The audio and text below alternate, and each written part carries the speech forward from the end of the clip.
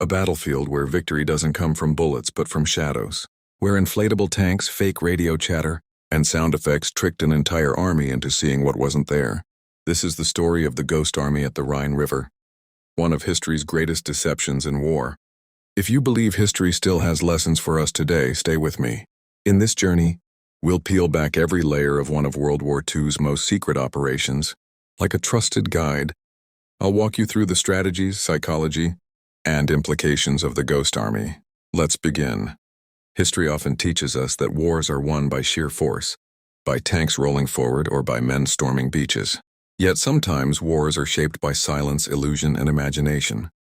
The Ghost Army was not just a unit, it was a theater troupe in uniform, a group of artists, sound engineers, and radio specialists who fought not with guns, but with deception. The crossing of the Rhine River. In 1945 was the climax of their ingenuity. It represented not only a tactical success but also a profound lesson that understanding the human mind can be as powerful as commanding firepower. Before we dive into the intricate mechanisms, let's build a clear foundation of who these men were and why their work mattered. The 23rd Headquarters Special Troops, commonly known as the Ghost Army, was formed in 1944. This was a unique American unit, about 100 men, composed not of hardened infantry, but of artists, set designers, radio operators, and sound engineers. Many were recruited from art schools, advertising agencies, and sound studios. Their mission?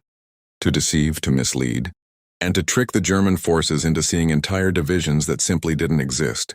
This was not improvisation. It was a carefully designed program of deception, techniques coordinated with frontline commanders. When they approached the Rhine in 1945, the stakes were immense. The Rhine River was Hitler's last natural defensive barrier in the West. Breaking through it meant Allied forces could move deeper into Germany. Any misstep could cost thousands of lives. The Ghost Army's deception provided the crucial misdirection that allowed the real troops to cross with less resistance. To tell this story responsibly, we must look across multiple sources: declassified U.S. Army records, memoirs of soldiers who served, and German intelligence reports captured after the war, Smithsonian Magazine, PBS documentaries, and archival work by historians like Rick Beyer and Elizabeth Sales have pieced together the puzzle. Cross-referencing these accounts confirms key details. The Ghost Army staged more than 20 deceptions in Europe. At the Rhine, they pretended to be the 30th and 79th Infantry Divisions. They used inflatable tanks, trucks, sound recordings of pontoon bridge construction, and fake radio traffic. By examining both American and German records, historians validate that German units shifted their focus toward the Ghost Army's illusions, giving real Allied divisions the precious cover to advance across the Rhine, with fewer casualties. Now let's look closely at how this deception actually worked. Think of it as 3 overlapping layers, each reinforcing the other: visual, auditory, and radio. The Ghost Army deployed hundreds of inflatable tanks, jeeps, artillery pieces, and aircraft. From a distance and through reconnaissance planes or binoculars, these looked real. Soldiers moved them around to mimic natural traffic patterns. At night, they created the glow of campfires, the shadows of tents, and even painted markings on vehicles to simulate authentic division insignias. Sound engineers had recorded real combat sounds on massive speakers. They played tank engines rumbling, pontoon bridges being hammered together, trucks moving across gravel roads. These soundscapes could be projected up to 15 miles. A German patrol listening from across the river would swear they heard an entire division setting up camp. The Army's signal company contributed by sending scripted fake transmissions. They mimicked the radio fingerprint of actual divisions. Since the Germans had become adept at triangulating and analyzing radio traffic, this false chatter was critical. It convinced enemy intelligence that the forces they saw and heard matched what their radios confirmed. Each layer reinforced the illusion. A German observer might spot tanks, hear bridge building, and intercept radio chatter, all confirming the same false narrative. This is why the deception was so effective. At the heart of the Rhine deception was psychology. The Ghost Army exploited human tendencies. Confirmation bias played its role. The Germans expected strong resistance at the Rhine. When they saw evidence of divisions, they interpreted it as confirmation of their fears. Military intelligence officers are trained to recognize patterns, and the Ghost Army gave them just enough pieces of a puzzle that seemed complete. They also used sensory overload.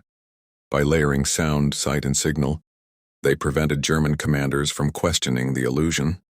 If one source of data can be doubted, three aligned sources feel undeniable. Fear and anticipation further heightened the effect. German soldiers, already demoralized and expecting a massive Allied push, were primed to overestimate threats. The Ghost Army didn't just create illusions, they amplified existing anxieties. Why does this matter strategically? Consider this. The Rhine was a natural fortress. If the Germans had concentrated their defenses correctly, the crossing could have cost tens of thousands of Allied lives. By pulling German eyes and guns away, the Ghost Army tilted the odds. The deception also symbolized a shift in modern warfare. No longer was victory dependent only on physical strength. It depended on intelligence, creativity, and the ability to manipulate perception. This lesson echoes into today's world, where information warfare and cyber deception play similarly critical roles. Moreover, the Rhine operation proved that small specialized units, armed not with brute force but with innovation, could have outsized impact on the battlefield. We must not forget the humanity of the men behind this deception. Many were artists who, after the war, returned to careers in painting, design, and fashion. They carried with them the strange memory of fighting a war with inflatable tanks and sound effects. One soldier later said, "We were kids who could draw, paint, and understand sound. The army asked us to turn that into a weapon. And we did." Their work saved lives. Every German soldier misdirected by a fake tank was one less shooting at a real Allied soldier crossing the river. That human impact, the preservation of life through illusion, is perhaps their greatest achievement. The Ghost Army's Rhine deception resonates beyond World War II. Modern militaries continue to study their tactics. Psychological operations, electronic warfare, and cyber deception are direct descendants of these methods. For instance, today's militaries use decoy drones, radar spoofing, and false electronic signatures. The core principle remains the same. Win not only the battle on the ground, but also the battle inside the enemy's mind. The Ghost Army reminds us that deception is not trickery for its own sake. It is a tool for survival. In medicine, as in war, sometimes the gentlest interventions, changing perception, guiding belief, can have the most powerful effects. The Ghost Army's Rhine River deception was more than a clever trick. It was a symphony of art, science, and psychology played on the stage of war. By cross-referencing multiple records, we can trust that this was not myth but reality. By analyzing the strategic and psychological layers, we see how groundbreaking it was. For those soldiers, the mission ended decades ago. But for us, the lessons remain alive. That imagination can be a weapon, that creativity saves lives, and that in the darkest times, the human mind can shine brighter than any gun. If you've stayed with me through this journey, I hope you now see the Ghost Army not only as a chapter of history but as a reminder of resilience and ingenuity. May we never forget the men who crossed no rivers, yet helped others cross safely, through nothing more than courage and imagination.